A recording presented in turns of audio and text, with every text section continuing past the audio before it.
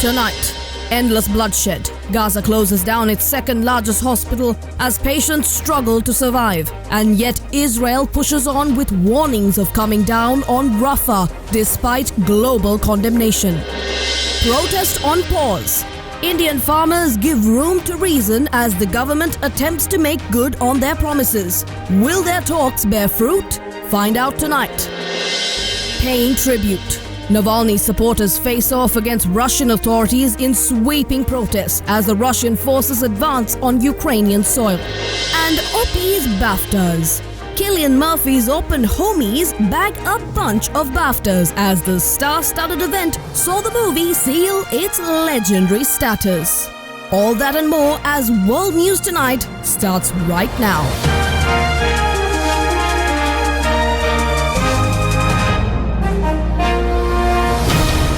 This is Derana World News Tonight. Reporting from Colombo, here's Anuradhi Vikramasinghe.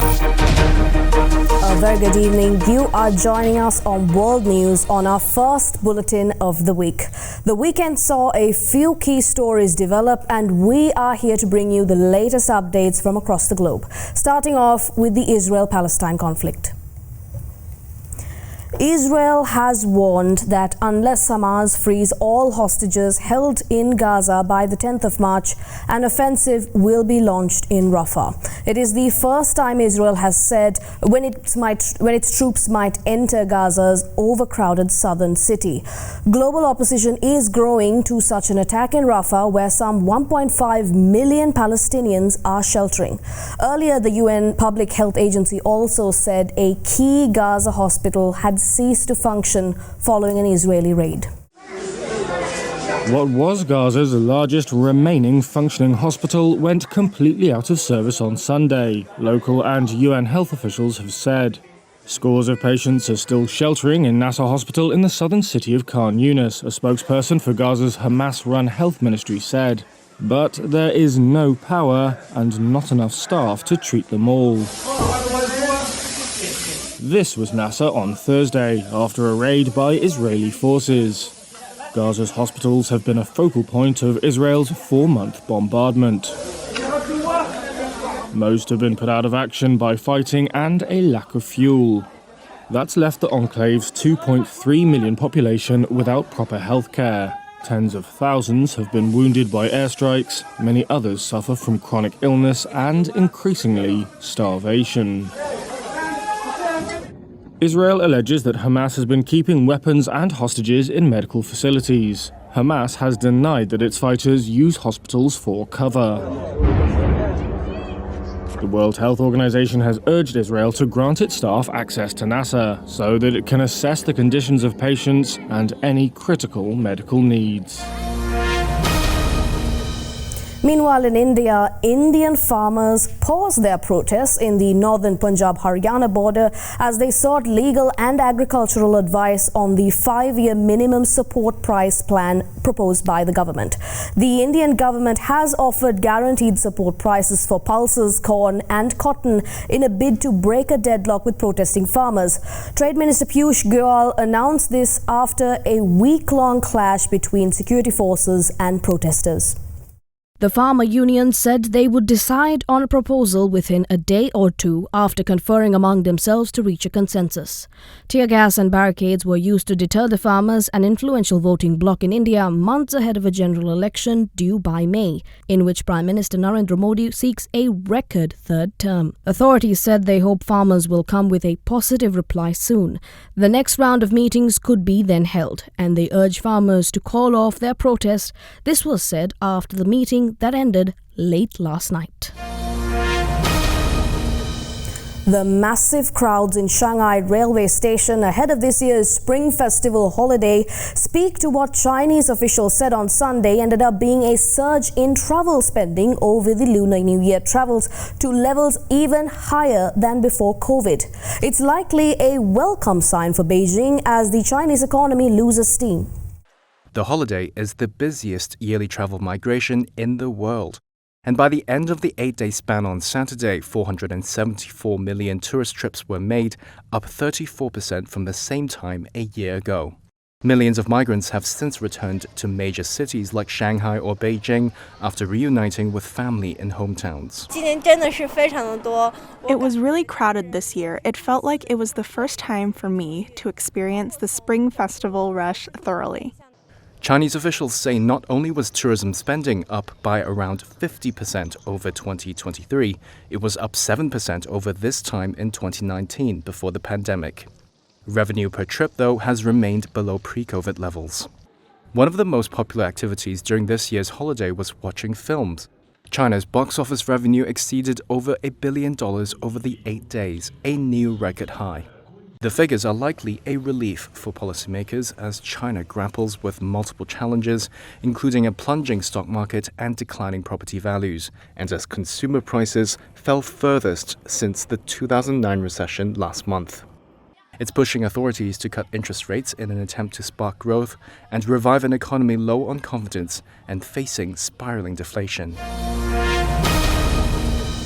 Still in the region, China's challenger to Airbus and Boeing's passenger jets made its first trip outside Chinese territory on Sunday as it staged a flyby at the Singapore Air Show. The narrow-body C919 is made by the Commercial Aircraft Corporation of China, or COMAC. It was one of 2 commercial planes flying at the air show, which also featured aerobatics by teams from the South Korean, Indian and Indonesian Air Forces.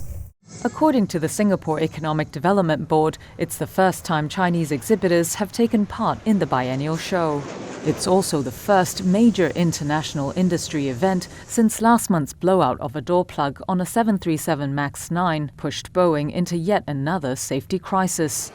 China has invested heavily to try and break the grip Airbus and Boeing have on the global market. With the 2 Western playmakers struggling to meet production demand and Boeing ensnared in a string of crises, the aviation industry is watching how COMAC positions itself as a viable alternative. China has signaled plans for a push to boost the C919 and its maker's footprint domestically and internationally this year. The first of now 4 C919s began flying with China Eastern Airlines last year. So far, it's only certified within China. But the country's aviation authority said last month it would try and get the C919 validated this year by the European Union's regulator after starting the process in 2018. According to Chinese media reports, a COMAC official said in January the company will invest tens of billions of yuan to expand C919 production capacity over the next 3 to 5 years. A New York judge ruled that former U.S. President Donald Trump had to pay $355 million in penalties for overstating his net worth to deceive investors. In response, in his opening salvo at the Michigan rally, he called the judge a lunatic. The penalty set by Justice Arthur Engoron is Trump's biggest punishment to date. Over the weekend, Trump lashed out to his supporters at a campaign rally, calling the decision an election interference ploy by left-wing conspirators and saying that the court cases against him are not just an attack on me, they're an attack on all Americans. Justice Engoron's ruling included banning Trump from serving as an officer or director of any New York corporation for 3 years, saying Trump and his co-defendants' complete lack of contrition and remorse borders on pathological. On Saturday, Trump also launched his own line of gold-colored high-top sneakers at a price of $399 at a sneakers convention in Philadelphia. Let's go for a short commercial break. We'll be right back with updates on the South Carolina primaries and much more. Stay tuned.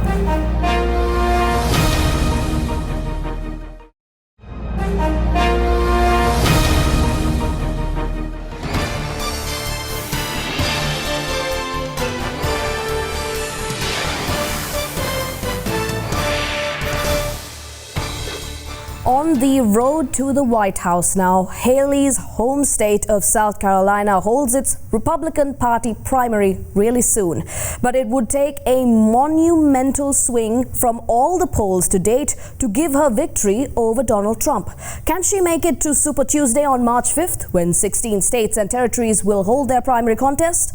Former President Trump is as much as 37 points ahead of Haley, so he could be handed the nomination before this week is out if Haley Haley withdraws.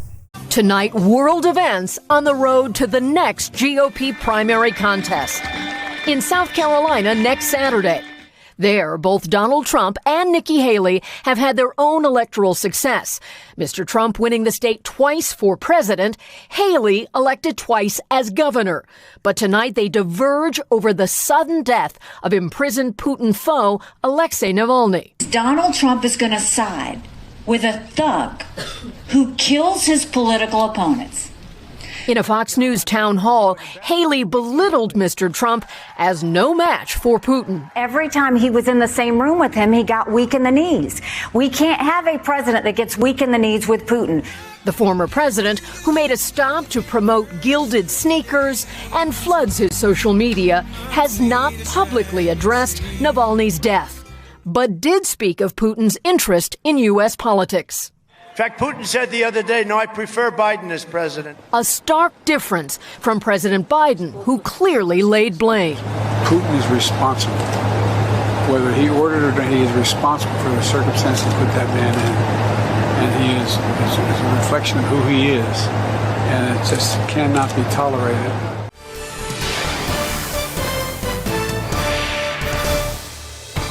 Now, this year's Munich Security Conference ended on Sunday. During this annual conference, world leaders gathered to address global security concerns. This year's agenda included NATO support for Ukraine amid Russian aggression, as well as plans for a post-war Gaza. The annual Munich Security Conference also serves as a barometer of US-European relations. For more on the conference, we have Other Than the World News special correspondent Chatura Jayendra from Stockholm in Sweden for more. Chatura. Yes, Anuradi. On the agenda was NATO's support for Ukraine amidst Russian aggression. The discussion followed remarks from US presidential candidate Donald Trump last week, which sparked fierce criticism from Western officials and has left the European leaders anxious about the last $60 billion Ukraine aid package bill, which still needs approval through a congressional vote. Meanwhile, Ukrainian and Western leaders emphasize that the $60 billion aid package is vital to Kyiv's forces. NATO estimated that the US spent around 3 to 5% of GDP on defense in 2023, and 18 of its 31 members are expected to meet the largest of at least 2% of GDP this year. The war in Gaza was also among the top issues discussed at the 60th Munich Security Conference.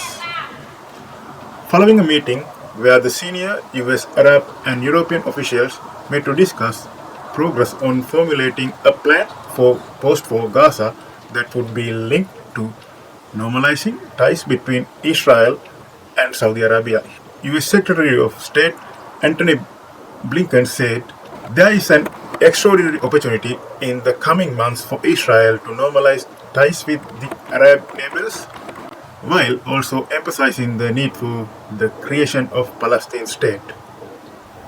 Back to you, Anuradi. All right, thank you. That was Other Than the World News special correspondent Chatura Jayendra from Stockholm in Sweden. Hundreds of people gathered in the center of Berlin to pay tribute to late Russian opposition leader Alexei Navalny. Navalny fell unconscious and died after a walk at the Polar Wolf Penal Colony in the Arctic, where he was serving a 3-decade sentence. The prison service has also said that there are still few details of why he died. On the war front, Russian Defense Minister Sergei Shoigu said that Russian troops have taken full control of Avdiivka. For more details, we have Other Than the World News special correspondent Minoli Zagaria from Kursk in Russia. Minoli? Yes, Anuradi. Demonstrators marched with a banner calling Russian President Vladimir Putin a killer and chanted Navalny didn't die, he was killed by Putin. Many signs and shouts also called for an end to the Russian invasion of Ukraine. Bloggers and activists call the opposition leader's death a really big trauma for all Russians who do not support Putin. The protest in Berlin was also a way of showing solidarity with Russians who cannot currently protest in their homeland, adding that there are some who are protesting in Russia regardless. More than 400 people have been detained at events across 32 Russian cities since the death of Navalny, Putin's most formidable opponent, as Russians continue to gather and lay flowers.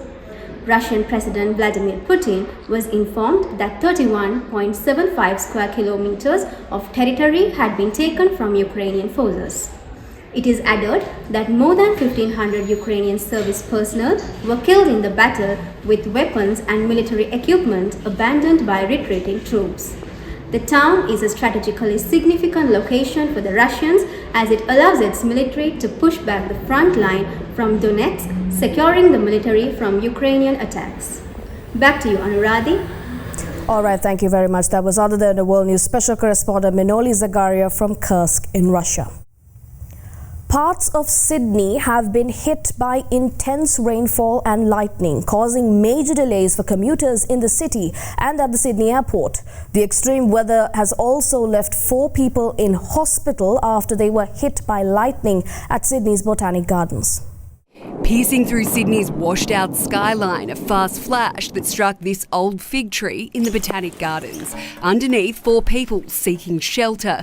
A 36-year-old couple, a woman in her 20s and a 19-year-old man, each knocked unconscious for up to a minute. Tourists in the gardens and at the Opera House sent scrambling. It was very scary, you know. There was a lot of tourists that were running for cover when the lightning hit. I've got my cousins here from Canada and... Another tree hit in Emu Plains, snapping and toppling, damaging 3 homes on the way down. In separate corners of Sydney, 3 houses struck at Bronte, Sylvania, and sparking a fire in the roof of this 2-storey home in Borkham Hills. Another bolt blasting a hole in the main runway at the domestic airport, fixed in 20 minutes but still pushing back flights. The light show set to a rumbling soundtrack. And a heavy deluge washing out roads, drivers in Penrith needing more than windscreen wipers. Oh my God! The SES called to 7 flood rescues, mostly in the west. The slippery roads too much for this bus, crashing into a barrier outside the Lane Cove tunnel. Respect for the electoral calendar read the signs in Dhaka. Due to leave office on the 2nd of April, President Macky Sall's postponement of elections from February to December was branded unlawful by the Constitutional Council. The president said that he would hold consultations to organize elections as soon as possible. This is without setting a date. Saturday's was the first protest to be authorised since the initial announcement, and demonstrators turned out in their thousands. Previous protests were banned, and 3 have been killed amid violent crackdowns after Macky Sall cancelled the February elections, citing disputes over who could run. 20 presidential candidates have been approved by the Constitutional Council, but conspicuous by his absence is jailed opposition leader Usman Sonko. The Constitutional Court acknowledged in its decision on Friday that the 25th of February date would now no longer be feasible, but called on the government to act fast. Let's go in for a short commercial break. More world news on the other side.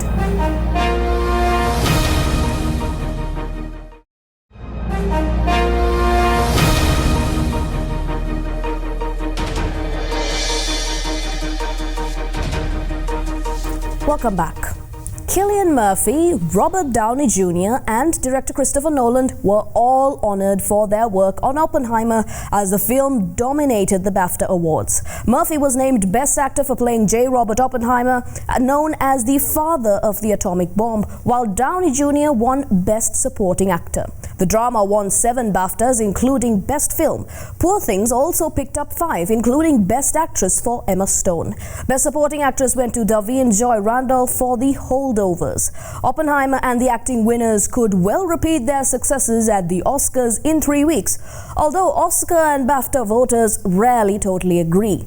In a surprise appearance, Michael J. Fox announced Oppenheimer as the winner of the Best Film, the top prize at Sunday's ceremony. The 62 82-year-old, who has had Parkinson's disease for more than 30 years, received a standing ovation from the audience. Cillian paid tribute to his Oppenheimer, as he said, and praised Nolan and said it was the British director's first BAFTA win as well, following a career that has also encompassed Dunkirk, Inception and The Dark Knight. Nolan also thanked a cast led by the peerless and fearless Cillian Murphy and also acknowledged the film's backers for taking on something dark.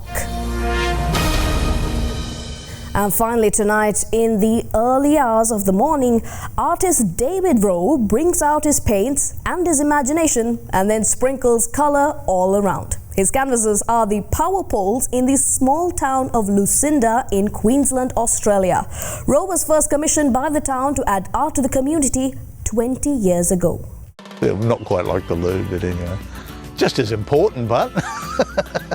No, this Queensland, Australia street doesn't resemble the Louvre, or the Metropolitan Museum of Art, or any gallery where priceless pieces might be hung. But to artist David Rowe, this is his museum. It's really nice to get down here early in the morning and actually paint. It's nice, and no one's telling you what to do. I haven't got a boss. It's great. It's funny, you paint away and someone turns up, a little old lady turns up, and she decides to tell you all her problems, and you say, yes, love, and it's a nice community down here. His handiwork can be seen throughout Lucinda. Now he's revisiting old art and refreshing it with a new coat of paint. But the best part about it, none of them has been graffitied, not one of them. But who needs the love when you have art just outside your door? That's all the stories we have for you this Monday night. We'll see you again tomorrow with more updates on the happenings of the world. See you next time. Good night.